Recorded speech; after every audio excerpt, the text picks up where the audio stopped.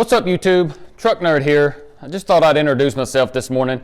My name's Adam and I have been in the auto repair business for over 18 years. I do everything from engines to transmissions to everything in between. But my pride and passion are these old C10s and old trucks in general. Behind me, what you see is my 1971 Chevy C10. This truck has been with me since high school. I've owned a few of these and this is the only one to stay with me. There's a lot of sentimental value to it. Those seats could tell some stories. My truck looks a lot different now than it did when I first got it. When I first purchased it, just about every panel on the truck was a different color. I kind of went through it quick to make it drivable. I threw a new carb and intake on the already worn out 350 that was in it. I did a Krylon special primer paint job on it just to make it all one color, and I rocked that for a little while. I finally got around and I painted it a blue color. I drove it a little while with the blue. It looked much better but still had that old worn out 350 in it. So I swapped in a 5.3 out of a 2005 Tahoe.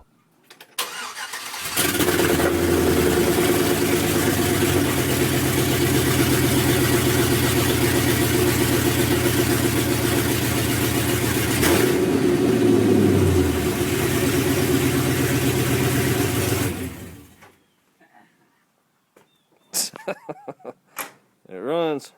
And that combination with the 4-speed automatic was the ticket. The drivability was there. It would start every morning. I didn't have to pat the gas.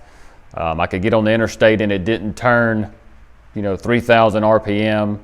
I really enjoyed that combination. Shortly after that, I decided that I was going to fix some rust in it. I mean, I didn't even want to drive it in the rain because I had rust holes that would leak into the cab and things like that. So I took it down and I started cutting out some rust, and like everything else does, it began to snowball. Before too long, I had the cab off the frame. I had it tore all in pieces, had the inside completely gutted. Around this time, I run across this 6.2 liter truck engine. The price was right. It had low oil pressure, and I took it apart, fixed all that, built it back up. The engine's not, it's just barely over stock. I did do a few upgrades when I built the engine. It's got a small cam in it, new lifters, valve springs. I used the roller rockers with the bushings in it instead of the bearings.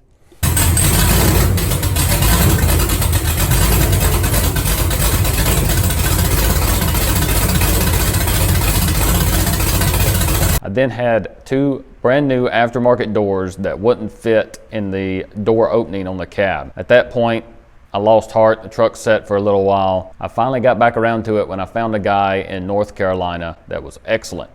And that's where the cab is now.